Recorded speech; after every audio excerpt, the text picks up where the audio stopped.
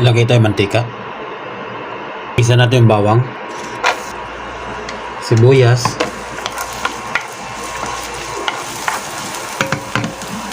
kalabasa. Lagyan natin yung beans, upo, carrots, kamatis. Lagyan natin yung tuna, seasoning, paminta, asin. Lagay tayo konting tubig.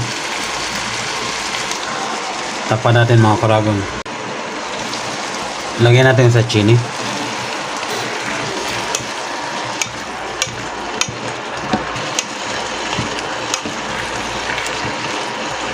Yan mga karagon, luto na ang ating ginisang sari-saring gulay.